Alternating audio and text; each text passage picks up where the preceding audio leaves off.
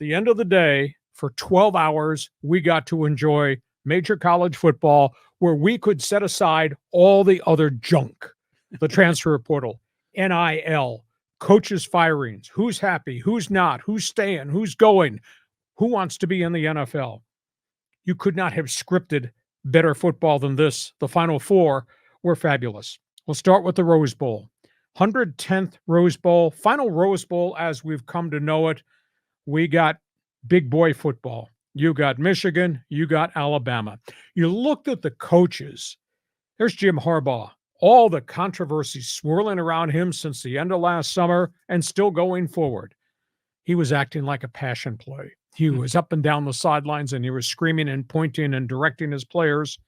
Across the other sideline, you looked at the body movement and the facial aspect of Nick Saban. He looked like a man in trouble because his team was in trouble. We had talked last week on the preview of Michigan's defense. Came into the game giving up 239 yards per game.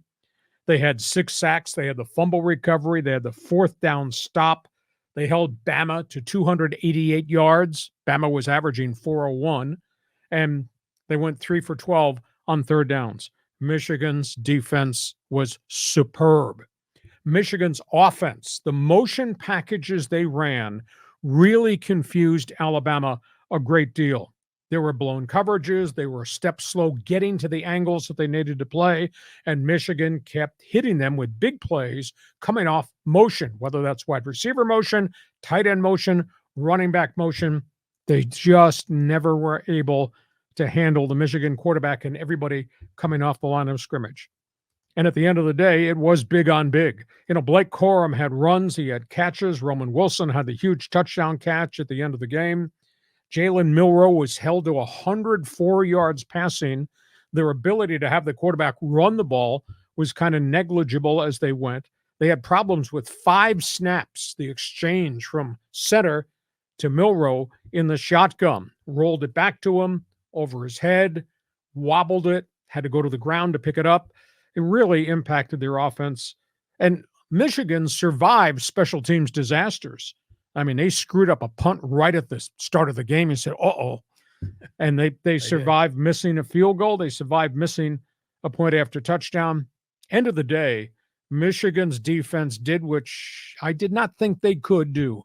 They out-toughed Alabama at the line of scrimmage. And it was interesting. In the pregame interview on Network TV, Harbaugh made one comment. This will be an upfront game. That is what will decide the game. And what happened? The upfront game of Michigan, offensive front, defensive front, difference in the game. Bama just had no rhythm whatsoever. And Michigan kept making some plays. Even though Bama played them tough. Michigan wins hell of a game.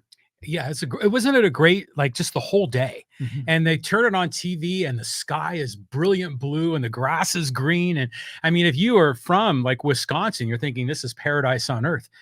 That game was cool because there was all the drama, but all, like you say, the special team screw ups, the missed field goals, the missed extra points, that fumble on the punt right near the end of the game, that could have been a safety and Alabama could have won. I mean, so it went in a lot of weird ways, but it was interesting with Milroe after the game. You could see he was so frustrated. But you think about him and his history, he was overlooked as a quarterback. A lot of times they wanted him to be a receiver, and now he's on the big stage, and he didn't have his best performance. His offensive front didn't have their best performance. I thought the final run play was kind of weird. That's a long 3 yards to try to run a quarterback draw into that traffic. Yeah. I could see them motion guys get Michigan leaning one way and have Milroe go out on the edge and try to score that way. He didn't. He tried to power his way in when there was a stalemate in front of him at the line of scrimmage. But Michigan they stayed at it. They had stretches they didn't do well. They had stretches they kept hitting plays. I never got a sense Alabama had any rhythm whatsoever.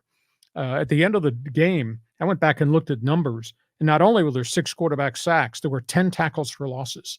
That's how good Michigan's defensive front was. Michigan, hail to the victors. They're going to the championship game next Monday night. Let's talk go